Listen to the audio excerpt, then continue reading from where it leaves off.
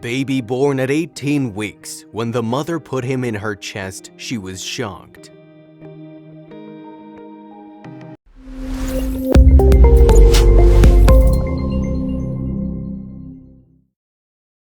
But before we start, please take a moment to give this video a like, subscribe to Happy World, and hit the bell so you'll never miss these great stories.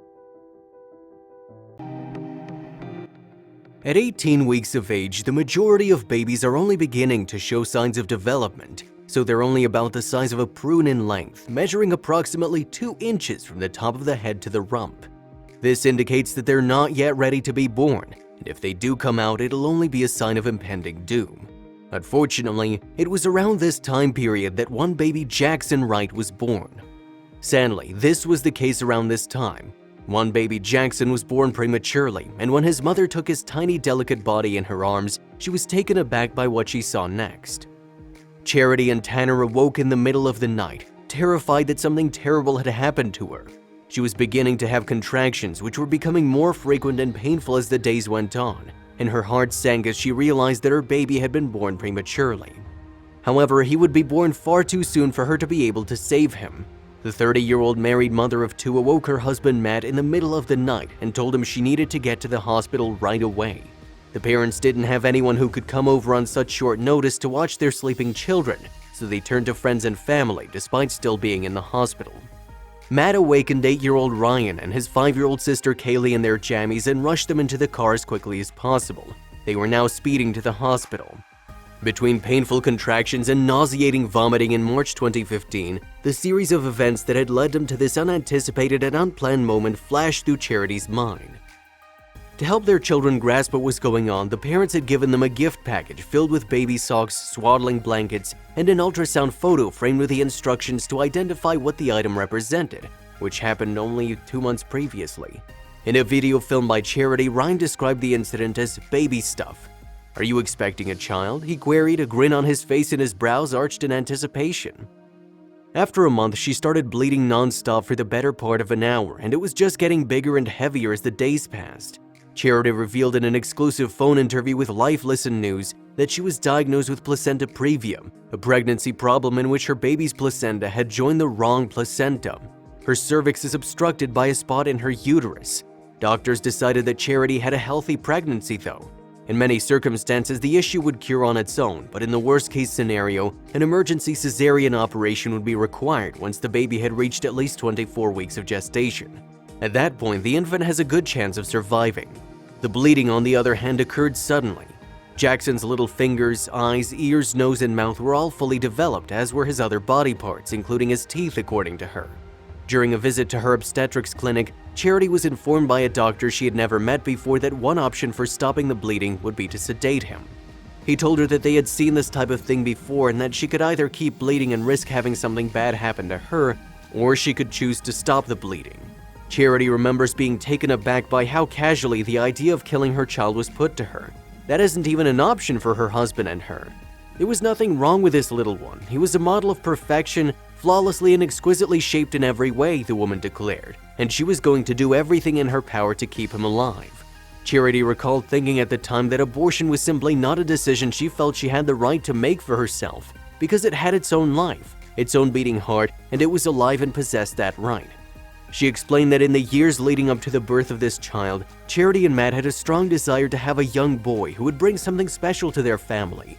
So when they found out they were expecting, they were both certain they were having a boy, and they were correct. When the car arrived at the hospital, Charity, who was unable to walk due to excruciating pain, was helped into a wheelchair by Matt and nurses, and a doctor attended to her as soon as she was taken into the room where she was discovered. An ultrasound revealed that the baby had already descended and was in the process of being delivered. Charity recalls a doctor telling her, "The woman explained that she did not want to force him because she only wanted him to be okay, which she took to mean that he would have to stay inside of her." Nature, on the other hand, took its course, and a little vulnerable baby was delivered, still encased in his protective amniotic sac with the movements. Everyone in the room assumed that the baby had been delivered dead because an ultrasound performed prior to birth had revealed that the baby was a stillborn.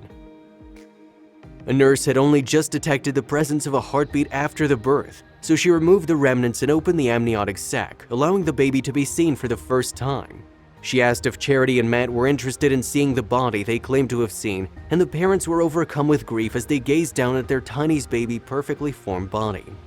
His fingers and toes were incredibly small, but his ears, nose, mouth, as well as his eyes and ears were all well formed, allowing them to ascertain that he was in fact a male. Little scarlet veins could be seen running through his nearly transparent body, and his skin was so moist and sensitive that it began to stick to the blanket in which he was being wrapped, signaling that he was in distress. As the parents cradled their son's body and marveled at his distinct characteristics, a nurse arrived and placed him on a piece of plastic to help keep his skin protected. They were startled to notice that his chest was rising and falling and that his little heart was pumping within his body. A nurse informed them that it was most likely just electrical impulses that were causing the problem. Charity and Matt, on the other hand, sensed a presence and recognized these as signs of life. They were so taken aback by what they saw that they decided to record it on film. Charity believes that God gave her family just a few precious moments with their living son so that they could say hello and goodbye until they were reunited again. They were all well aware that their time with him would be limited. It was at first because it was just Matt and herself caring for the child, they had a brief interaction with him. It was perhaps the most difficult moment for me to see her husband with him because she adores her husband and he had voiced a strong desire to have this child, and she was desperate to be able to deliver it to him. Matt went to Ryan and Kaylee, who were waiting in an adjacent waiting room and were being cared for by nurses, to advise them of Charity's desire.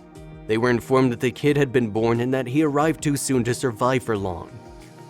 Charity recalled when the kids came into the delivery room, delighted to see their little brother, but also devastated to learn that they'd come to say goodbye to this tiny child, who was held gently and lovingly massaged with gentle, loving hands. It was a really pleasant experience because at the very least they were able to be together as a family with their little boy for that brief period of time. Charity said this was something very exceptional that they'll remember for a long time. He was given the name Jackson. There was obviously an overwhelming sense of loss at the time he was given. However, looking back, in a white gown that Charity had fashioned especially for him, I'm so grateful that my children were present and were able to see it, embrace their brother Jackson, see as a real person in their eyes. They still talk about him on a regular basis. He's still their little brother even if he didn't make it, she remarked, referring to the siblings' relationship. Jackson was laid to rest specially for him. When the young boy's chest became completely motionless, the indications of life began to fade. He and his family were reunited in the hospital for a few hours before his remains were transported to a funeral home for preparations for burial. Charity, with the help of a friend, created a small white costume for him, which he wore to his burial a few days after his death. Love and respect are two words that come to mind. Charity and Matt, both Christians, are hopeful that they will see Jackson again. According to them, he is in heaven with God, waiting for the day when they will all be reunited. She constantly tells the kids that he's keeping an eye on them, says the mother. Their faith assures them that they will all be reunited with him at some point in the future. Despite the grief that accompanied Jackson's birth, death, and burial, Charity shared that her family experienced some surprisingly happier moments over those same days, approximately 1 week after her passing. Ryan approached her and said that she thinks their family will be able to spend eternity with one another in paradise. She definitely hopes she gets to see him before, she said with tears in her eyes as she replied, she definitely hopes she's going to see them again, she said with tears in her eyes. We hope that you guys enjoyed the story, and don't forget to subscribe for more.